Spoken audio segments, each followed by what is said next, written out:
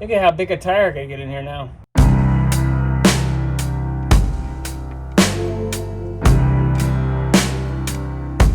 Basically flowing right from one video into the next, so I'm going right from my interior to my engine bay for the wiring. I'm going to go ahead and pull the air box and the battery tonight. It's probably about as far as I'm going to go before I lose all the light. So let's go on.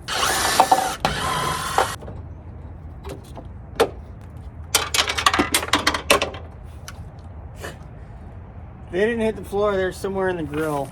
That's hilarious.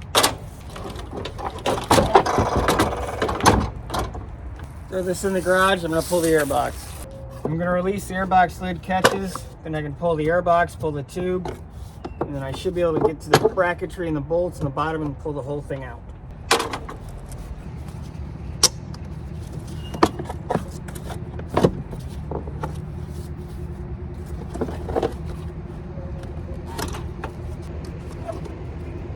Air filter's pretty much new. I can throw that on my other Cherokee.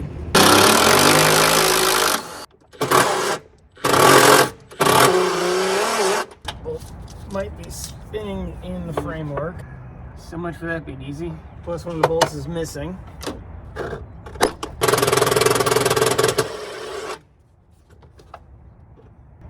That sucks.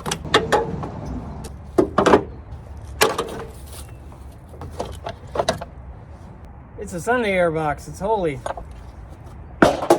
It's a good place to stop for the night because I'm losing so much light. This will give me a good spot to start in the morning to take the computer and all the other componentry off this side. With having the battery out, I can take all the stuff off there, pull it all to the middle, and then hopefully pull everything off the engine as one piece. I'm going to start in the driver's side fender well area to start pulling all the components for the electrical system out of the engine bay. I'm going to pull the wiring for the electric fans, the harness going to the bottom, the bolt securing the computer, the ground strap, the wiring for the wiper motor and the wiring for it. I should be able to use that on the Chambler, I'm hoping.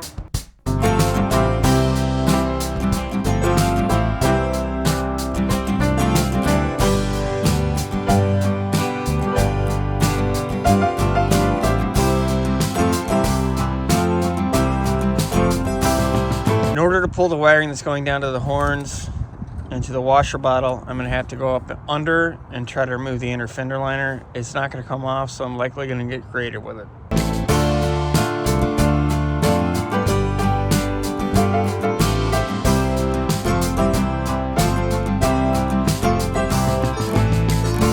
So it'll pop a clip here, bend the fender a little bit. I didn't plan on it, but now I can take this liner out.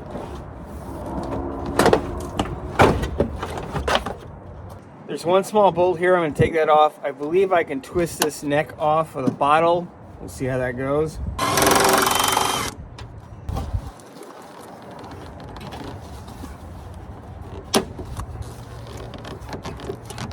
Yep. Yes, I can, but this thing was full, so it's going to leak everywhere. There's one more bolt holding in the washer tank, and there's two plastic tabs in the upper part of the fender. I should be able to pop those out and pop the tank down.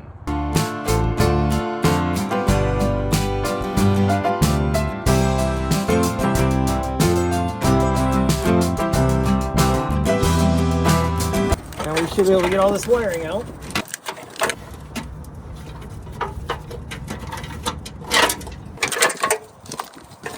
There we go.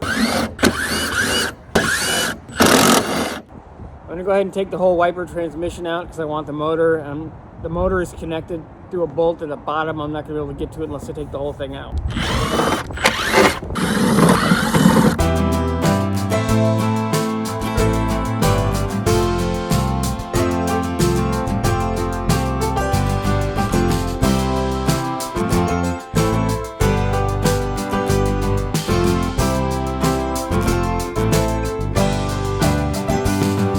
Like I figured that was not a lot of fun, but now all the wiring and the tubing should come out as well.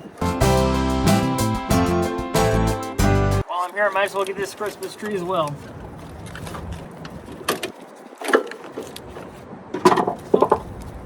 And the harness to the transmission controller.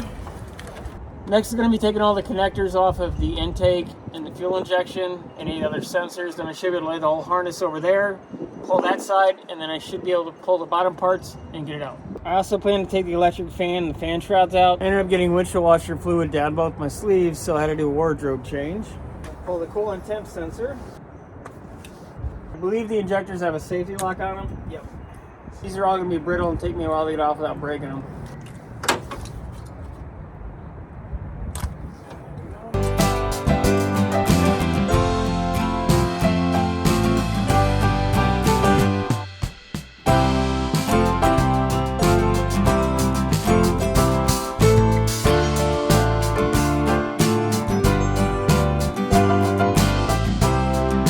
Throttle and cruise control cables up.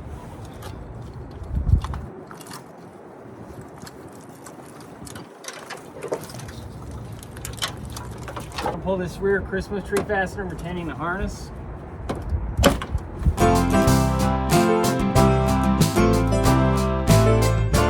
I didn't want to, but I'm going to go ahead and pull the throttle cable bracket just to make my life a little easier.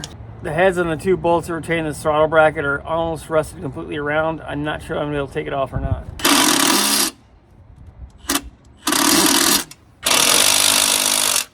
No, they're too far gone. I'll have to pull the throttle cables out of the bracket, which is kind of a pain, but it's easier than trying to get a bracket I can't get off. Now I should be able to pull this harness out. There we go.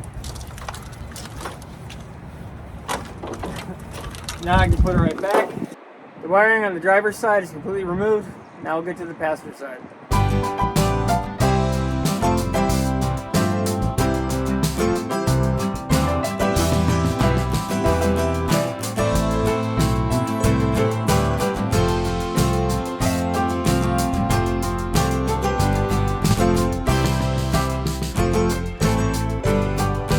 I'm going to have to go underneath and make sure that all the transmission stuff is off.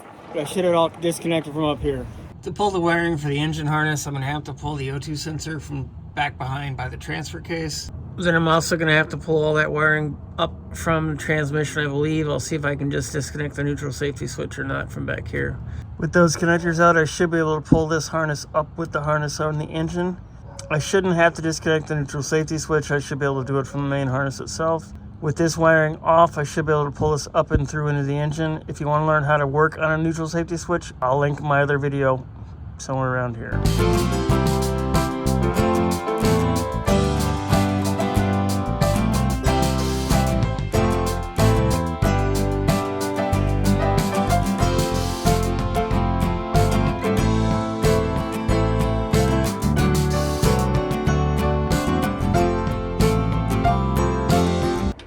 Good thing is all the wiring going into the transmission is now off.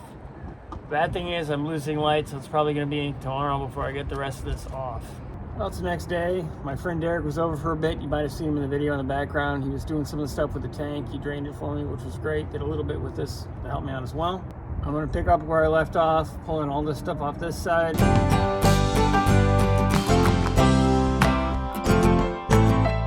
Start by pulling those two engine grounds that are in between the motor mount and the AC compressor. We'll pull the wiring for the distributor list system, the oil sensor. There's another ground towards the back. Then I'll probably have to go underneath the car to get the starter. That should be everything off the passenger side of the engine block.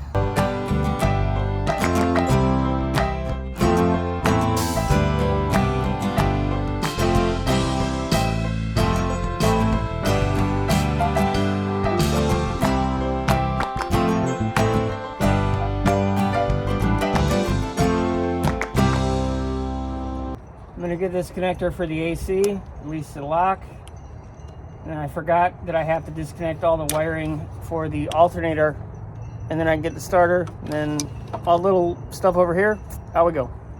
I know I've probably only said that about 6 times now, but eventually it will be, out she goes. I'm going to pull this cover off the back.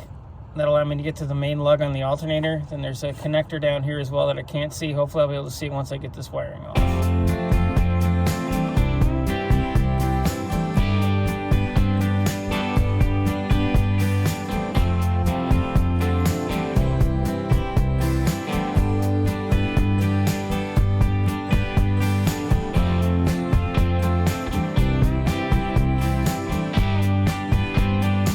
gonna go ahead and hose down the starter assembly and try to get all the goo off the bolts so I can actually see what I'm taking apart.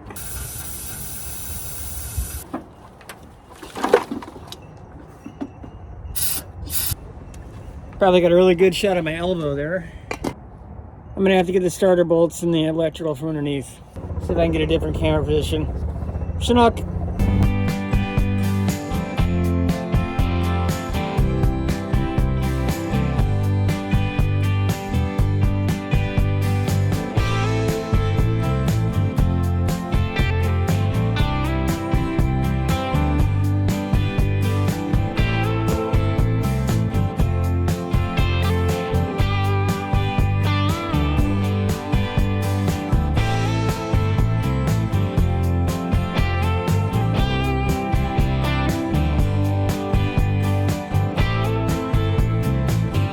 Can't get the electrical connector off the starter, so I'm going to try to disconnect the pole that it sits on. See what happens. Hopefully this is working. I am very tired of laying underneath this car. Oh, it worked. Awesome. I'm going to pull that tiny little screw that's probably getting really washed out in the sun. Sorry.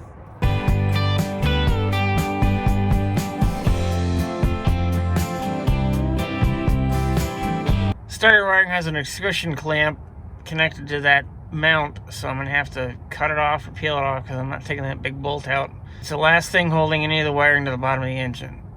When I got that freaking little clamp off, I ended up having to cut it.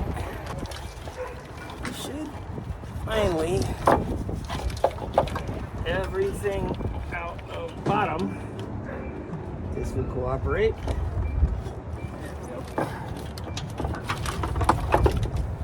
Okay.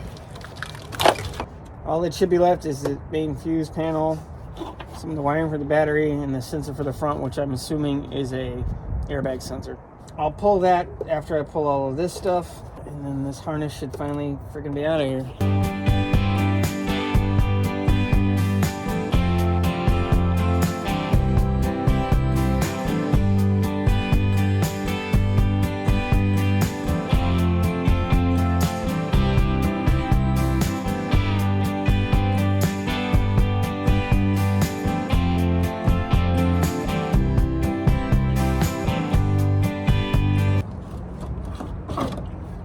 Quarter-inch faster, so that's why my 8 wouldn't take them off.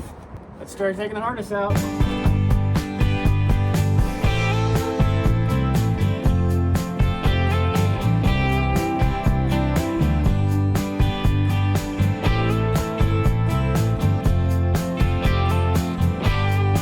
One harness.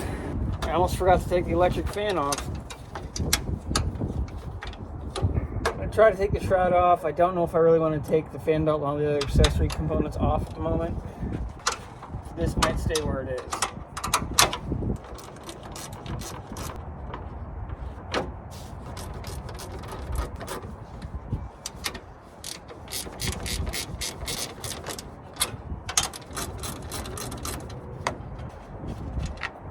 If you want to see me waste a bunch of my time putting all this stuff together, I have another video of doing this stuff. I'll link it above.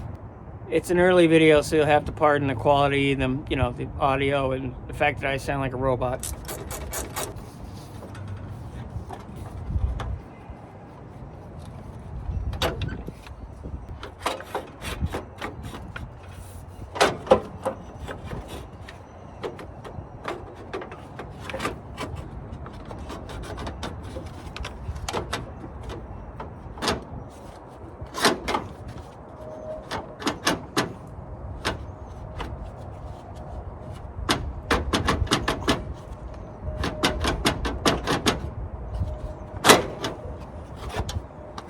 That is no fun. I'm probably gonna pull this stupid thing off.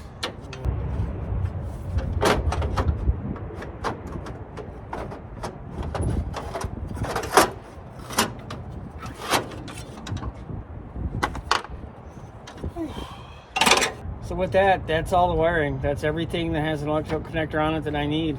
I decided to go ahead and take the brake lines that are replaced in this vehicle. I'll link the video above, and the fuel line off to the tank as well.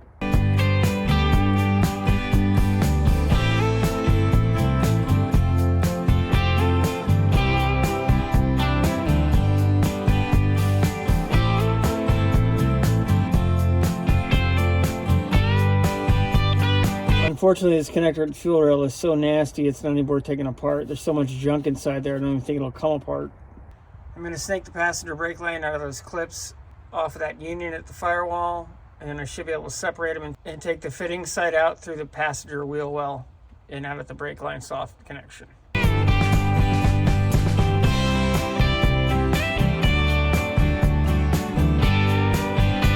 going to go ahead and pull the passenger front brake hard line at the wheel and pull the line through.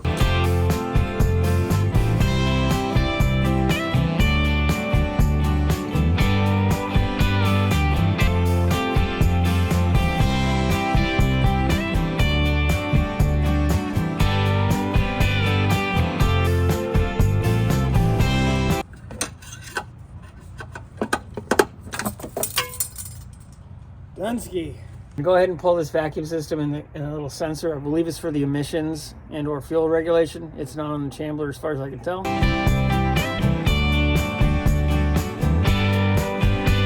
Hopefully I should be able to pull the whole rear brake line straight up and out.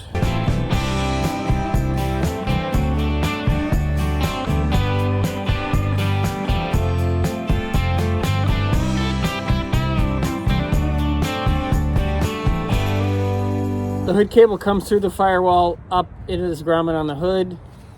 It goes up to another grommet and it goes up into the cable harness. Plan is to use a shaker siphon to drain the tank. I'm going to cut the fill hose up by the neck, and then I should be able to fit that siphon down through the tube, or through the hose I should say. This is a shaker siphon I picked up. It's supposed to easily pull gas out of a tank. See how it works. My plan to use the shaker siphon won't work. There's a block off plate in the tank.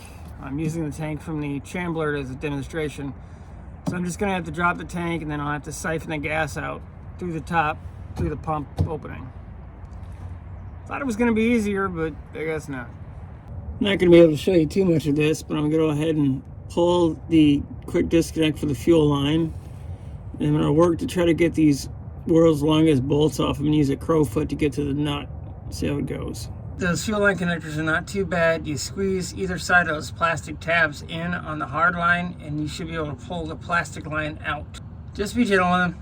Do some wiggling. It'll come off. This is not the way I wanted to take this out, but this is the way I'm going to take it out. I've got a jacket underneath to support it. Like I said, there's about half a tank of gas in there. The bolts securing the straps do move, so I'm going to go ahead and pop them free. Hopefully I can just simply turn them, get them to come off. Once I get the straps off, I should be able to lower the tank.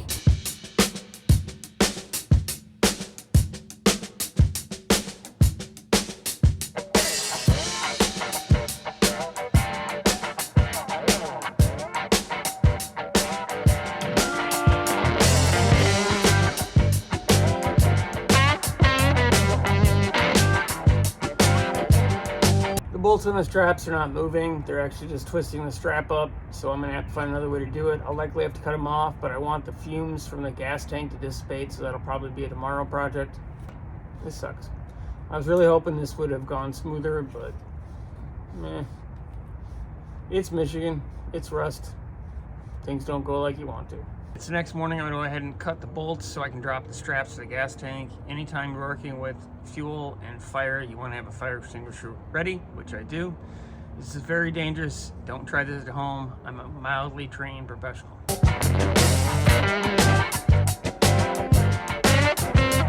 I was hesitant putting more sparks at that area because there's literally gas leaking, so I'm just gonna break the bolt off. Motorcycle. Now I can pull the straps and drop the tank. I'm gonna go ahead and try to pull the straps. I might have to drop the tank down and move it forward a little bit to get the straps off, but we'll see. I'm gonna drop the tank a little bit. It should allow me to slide it forward and get the straps out, in theory.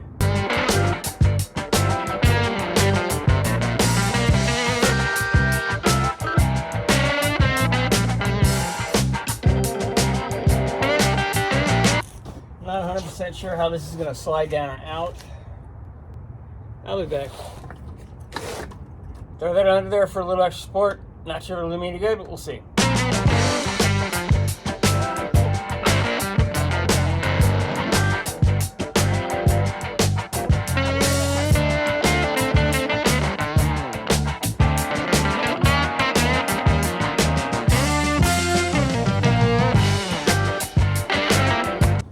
see if I can pull the vent tube.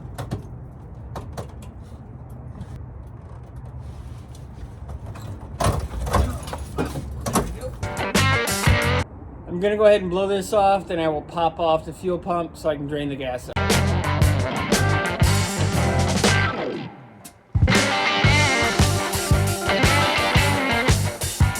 I got the gas tank cleaned up and ready. I'm gonna pull the pump out. I'm gonna use the siphon to fill my regular Cherokee.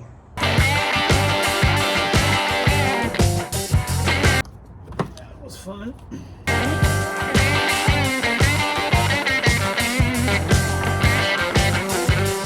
Go ahead and pop this line out just in case it's holding me up.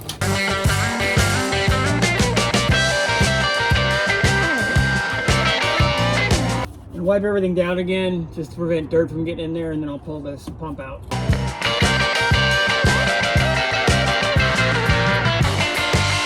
is one big freaking pump. You can hopefully see that thing is at least half full. I'm not sure how well this is gonna work. We'll see how it goes.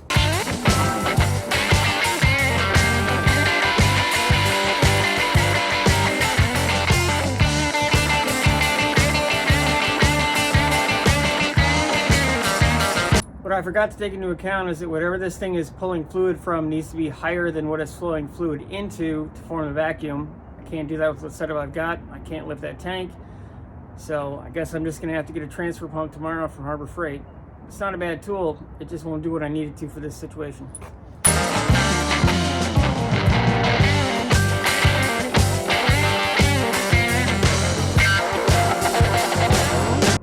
I have all the electrical, mechanical, and fuel-related components from the Cherokee I believe I'm going to need. Now I have to figure out what of this sheet metal I'm going to take. I'm likely going to try to pull the floor, some of the wheel tubs, and some of the supporting pieces around it, because I'm going to need them for the Chambler. See how much of it I can actually get out of here without having that thing fold like a taco. Should be fun. I'm going to start by taking out that inner brace structure that's bolted on there. The two doors have that. I do not believe the four doors do, because that would be where the door would be. I'm going to pull that now.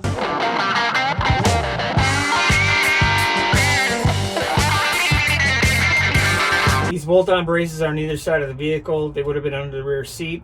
I'm going to pull them off. I could probably use something on the Chambler. I also need to access this part of the flooring. So the plan has changed a bit. There are about 150 spot welds I'd have to drill out to get the sheet metal off. It's not worth the trouble. And honestly, looking underneath it, it's not in great shape. I'm still going to take some parts of it with me. I'm going to take the inner fenders and likely the upper seat mounts for the rear seat. So I'll get started cutting on that. Step one is going to be lifting the rear axle, pulling those tires. I want to keep the wheels. The tires are kind of garbage, but I'll find something in my tire force in the back that I can replace once I've cut them out. I don't want to have an explosion.